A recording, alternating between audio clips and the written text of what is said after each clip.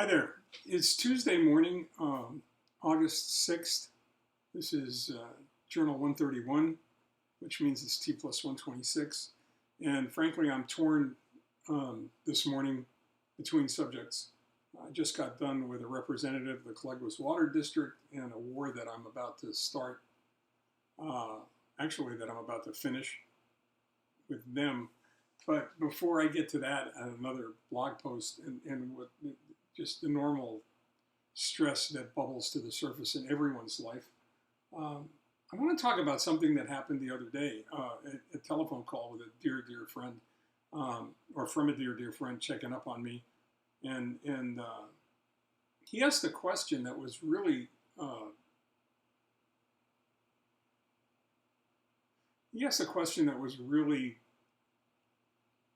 cogent for and meaningful for where I am in my recovery and in my treatment.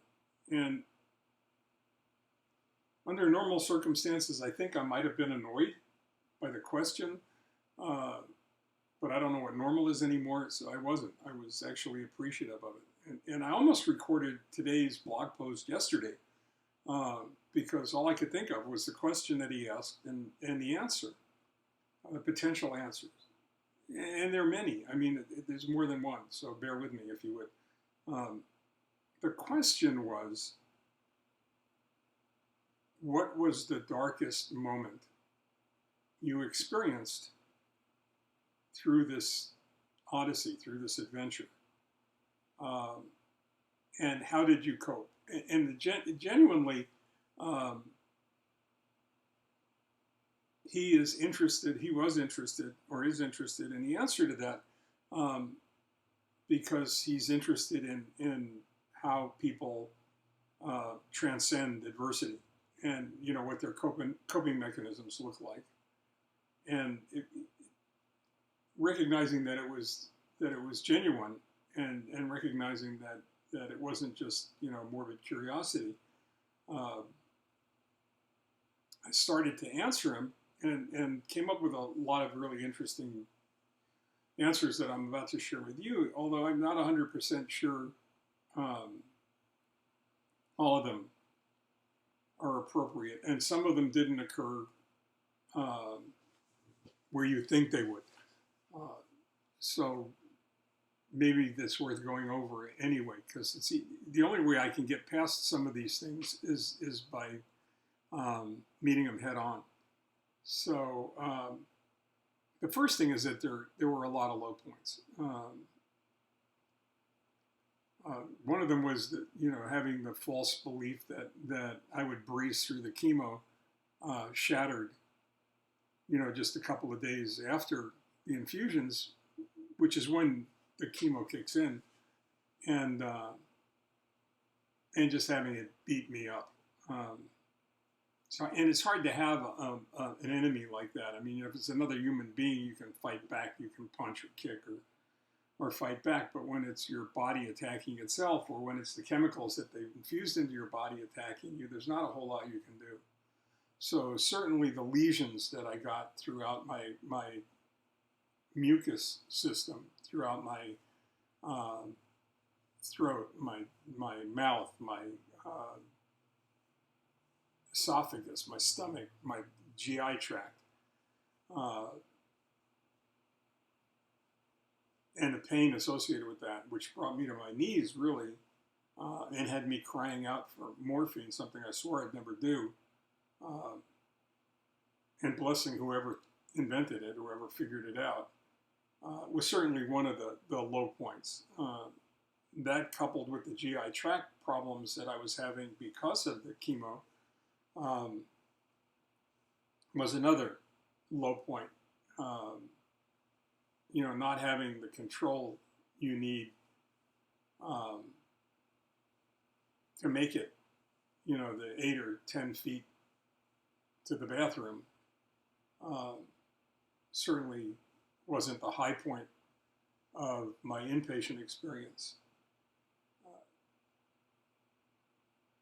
You know, the fatigue, the exhaustion, having to fight your way through the fatigue and the exhaustion in order to in order to eat, walk, drink, uh, were extremely difficult. Trying to get anything that even resembled nourishment into your body um, through your mouth and not through some bag hanging on, hanging amongst the other 8 bags on the IV tree uh, was a challenge.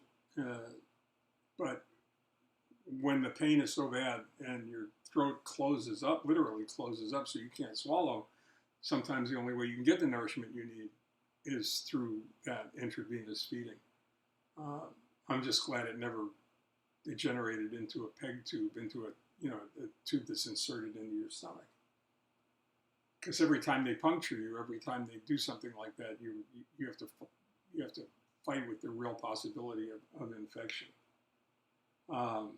The exhaustion, not wanting to get out of bed, not wanting to walk, not wanting to eat, not wanting to drink, not wanting to do anything that even smacked of being normal. Didn't help to look in the mirror and see see what looked like a soup chicken looking back.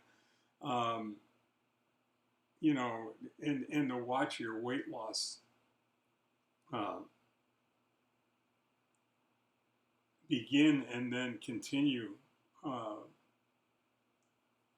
to a point where you have no recollection of ever weighing that little as an adult. Right now, I got on the scale this morning at 159. Anybody who knows me knows just how ridiculous that is. I was 181 when I got out of boot camp. I wrestled in the 170s, wrestled 148 and then went up from there into the 170s.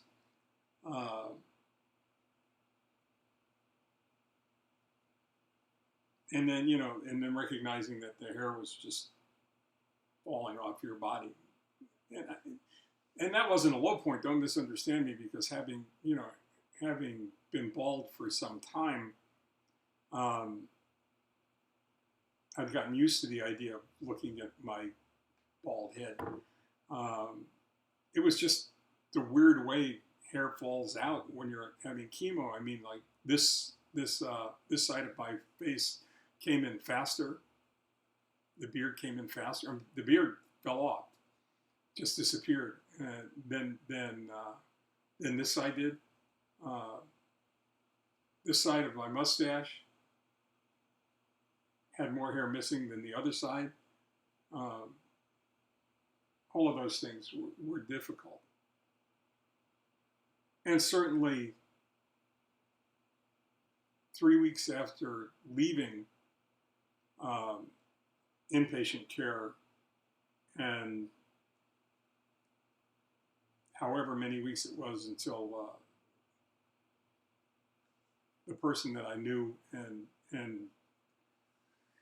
tried really hard to be there for, who died from graft versus host disease, qualified as truly a really, really low point in my treatment. How do you cope with that? I mean, I told my friend that you got to keep your eye on the prize. I mean, you got to continually focus on why you're there and what you're doing, and the fact that you have a 65-35 shot at getting well, and that you have to put yourself in that 65% future and see yourself very clearly moving through that future. You got to have a really powerful why. You got to understand why you're working that so hard, why you're dealing with the pain, why you're dealing with the discomfort, why you're putting yourself and your body through that gauntlet. So having pictures of our family and the kids and the grandkids all over the place in the room and at the hotel afterwards all helped.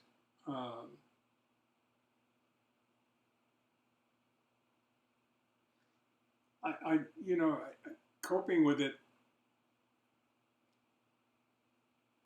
it wasn't as much of a problem as most people would think it is, because I don't know if this works for anybody else, and I'm sure that there may not be any psychological grounding for it or whatever, but I tried really hard not to think about coping with it. I really tried very hard not to think about all the dark points. I tried very hard to think about the future and being whole and well again in that future. Thinking about the dark points and thinking about how you're going to cope and what kind of a coping mechanism you're going to use just dredges up all of those bad things and negative images, and makes it that much difficult, I think, to cope. And maybe that's part of my coping mechanism was not focusing on a coping mechanism. I just think that we're all a lot stronger than we think we are. I think that there's the drive, the drive to live, the drive to be productive, the drive to have a normal, in quotes, whatever that means, life, the drive to be with family and friends again, are very powerful. And if you allow them to take root, they will blossom into something substantial that can help you succeed in your quest to survive. And I think that's important. So maybe that's the answer. Maybe the answer is to have a strong why and keep that in the forefront of your mind all the time, regardless of whether you're challenged with something like I was, or someone you know was, or you are. I mean, you know, just keep that why in front of you and help that drive you through this, help you power through it, and not dwelling on all the negative issues and all the problems that you have and all the things that you can't do, and instead focus on those things that you can do that you couldn't do a month ago or 2 months ago or 3 months ago. Something to think about. As always, something to think about. While you're thinking about that, remember to stay well and take care. Focus on that why.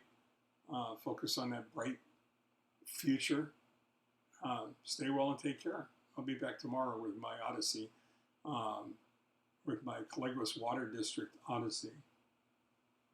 Thank you.